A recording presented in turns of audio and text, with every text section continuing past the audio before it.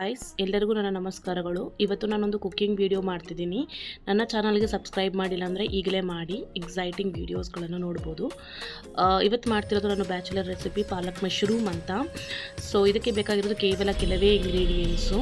ಮೊದಲಿಗೆ ನನಗೆ ಉದ್ದಗೆ ಹೆಚ್ಚಿಟ್ಟಿರುವಂಥ ಹಸಿಮೆಣಸಿನ್ಕಾಯಿ, ಅರ್ಧ ಚಮಚ ಜೀರಿಗೆ ಮತ್ತು 1 ಚಮಚ ಸಾಸಿವೆ, 1.5 ಸ್ಪೂನ್ ಅಚ್ಚ ಖಾರದ ಪುಡಿ, ಉಪ್ಪು, ಶುಂಠಿ, ಬೆಳ್ಳುಳ್ಳಿ ಮತ್ತು 1 ಹಸಿಮೆಣಸಿನ್ಕಾಯಿ ಪೇಸ್ಟ್ ಮಾಡಿ ಇಟ್ಟಿದ್ದೀನಿ.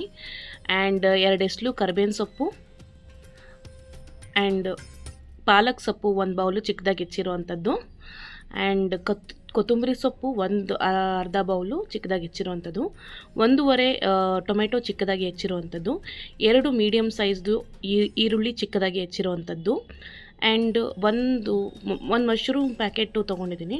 ಅದನ್ನು ಚೆನ್ನಾಗಿ ಹೆಚ್ಚಿಟ್ಕೊಂಡಿದ್ದೀನಿ. ನೆಕ್ಸ್ಟು 1 ಅರಿಶಿನ, ಗರಂ ಮಸಾಲ ಮತ್ತು ಸ್ವಲ್ಪ ಪೆಪ್ಪರ್ ಪೌಡರ್ನ ತೆಗೆದಿಟ್ಕೊಂಡಿದ್ದೀನಿ. ಈಗ ಅಡುಗೆಗೆ ಹೋಗೋಣ. ಮೊದಲಿಗೆ ಒಂದು ಬಾಣಲಿಗೆ 2 ಚಮಚ ನಾನು ಕುಕ್ಕಿಂಗ್ ಆಯಿಲ್ನ ಹಾಕ್ತಾಯಿದ್ದೀನಿ. ಇದಕ್ಕೆ ಮೊದಲಿಗೆ ನಾವು ಸಾಸಿವೆ ಹಾಕ್ಕೊಳ್ಳೋಣ, ಆಮೇಲೆ ಅರ್ಧ ಚಮಚ ಜೀರಿಗೆ ಹಾಕ್ಕೊಳ್ಳೋಣ. ಚೆನ್ನಾಗಿ ಚಟಪಟ ಅನ್ನಲಿ. ಅದು ಹಾಕ್ತಿದ್ದಂಗೆ ನೆಕ್ಸ್ಟ್ಗೆ ನಾವು ಇದು ಫ್ರೈ ಆಗ್ತಿದ್ದಂಗೆ ನೆಕ್ಸ್ಟ್ಗೆ ಕರಿಬೇವು ಸೊಪ್ಪನ್ನು ಹಾಕ್ಕೊಳ್ಳೋಣ. ಇದಕ್ಕೆ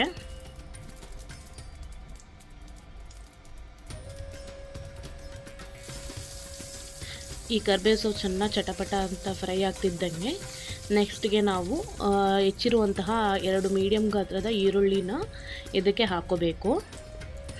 ಸೊ ಈಗ ಈರುಳ್ಳಿನ ಹಾಕೊಳ್ಳೋಣ. ಕಂಪ್ಲೀಟಾಗಿ ಏನು ಹೆಚ್ಚಿಟ್ಟಿದ್ದೀವಿ ಆ ಈರುಳ್ಳಿನ ಕಂಪ್ಲೀಟಾಗಿ ಹಾಕ್ಕೊಂಡು ಚೆನ್ನಾಗಿ ಗೋಲ್ಡನ್ ಬ್ರೌನ್ ಬರೋ ತನಕ ಚೆನ್ನಾಗಿ ಫ್ರೈ ಮಾಡಬೇಕು.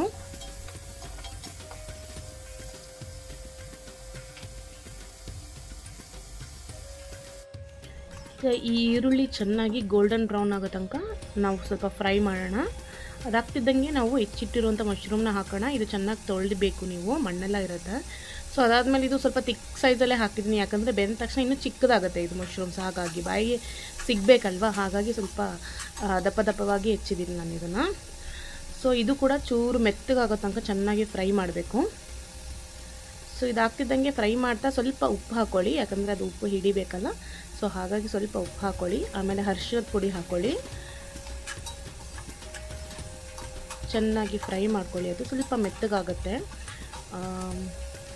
ಸೊ ಇದಾಗ್ತಿದ್ದಂಗೆ ನಾವು ಹೆಚ್ಚಿರೋ ಪಾಲಕ್ ಸೊಪ್ಪನ್ನ ಅದು ಸ್ವಲ್ಪ ಮೆತ್ತಗಾಗ್ತಿದ್ದಂಗೆ ಪಾಲಕ್ ಸೊಪ್ಪನ್ನ ಹಾಕ್ಬಿಡೋಣ, ಯಾಕಂದರೆ ಅದು ಬೇಯಬೇಕಲ್ವ. ಹಾಗಾಗಿ ಜೊತೆಗೆ ಬೇಯಿಸ್ಬಿಡೋಣ. ಏನು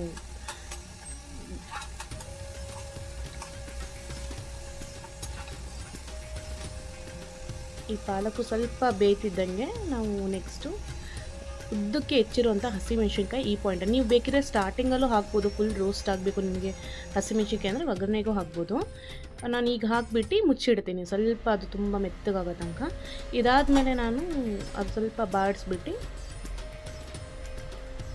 ಜಿಂಜರ್ ಗಾರ್ಲಿಕ್ ಪೇಸ್ಟ್ ಏನು ಮಾಡ್ಕೊಂಡಿದ್ದೀನಿ, ಒಂದು ಹಸಿಮೆಣ್ಸಿನ್ಕಾಯಿ, ಒಂದಿಷ್ಟು ಜಿಂಜರ್ 4-5 ಎಸ್ಲು ಮತ್ತು ಗಾರ್ಲಿಕ್ ಹಾಕಿ ಫ್ರೈ ಮಾಡಿದ್ದೀನಿ. ಅದು ಇವಾಗ ಹಾಕ್ತಿದ್ದೀನಿ, ಯಾಕಂದರೆ ಇಲ್ಲಾಂದರೆ ಅದು ತಳಕ್ಕೆ ಅಂಟು ಬಿಡುತ್ತೆ. ಮುಂಚೆನೇ ಹಾಕ್ತಾರೆ, ಬೇಯೋಕ್ಕೂ ಮುಂಚೆನೇ. ಸೊ ಹಾಗಾಗಿ ಈ ಮೂಮೆಂಟಲ್ಲಿ ನಾನು ಅದನ್ನು ಹಾಕ್ತಾಯಿದ್ದೀನಿ. ಸೊ ಇದೇ ಒಂದು ಫ್ಲೇವರ್ ಬಿಡಿ, ಇದು ಗಾರ್ಲಿಕ್ ಇರೋದಕ್ಕೇ ಒಂದು ಟೇಸ್ಟ್ ಬರುತ್ತೆ.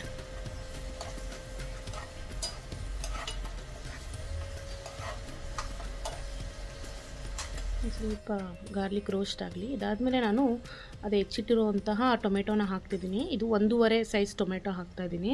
ನಾನೇನು ಮಿಕ್ಸ್ ಮಾಡೋಕ್ಕೆ ಹೋಗಲ್ಲ, ಸ್ವಲ್ಪ ಹಾಗೆ ಬೇಯಕ್ಕೆ ಬಿಡ್ತೀನಿ, ಮೇಲಿಂದ ಹಬ್ಬೇಲಿ ಸಾಫ್ಟ್ ಆಗುತ್ತೆ ಅದು. ಹಾಗೆಯೇ ಆಮೇಲೆ ಮಿಕ್ಸ್ ಮಾಡ್ತೀನಿ. ಈಗ ಅದು ಸ್ವಲ್ಪ ಸಾಫ್ಟ್ ಆಗಿದೆ, ಅದಾದ ತಕ್ಷಣ ನಾನು ಅದನ್ನು ಮಿಕ್ಸ್ ಮಾಡ್ತಾಯಿದ್ದೀನಿ. ಈಗ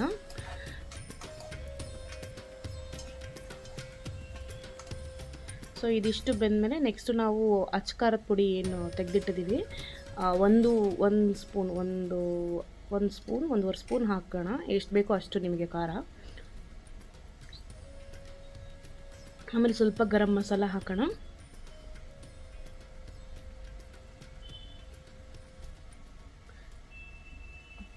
ಸ್ವಲ್ಪ ಪೆಪ್ಪರ್ ಪೌಡರ್ ಹಾಕಿದ್ದೀನಿ, ಅದು ಮಿಸ್ ಆಗಿದೆ.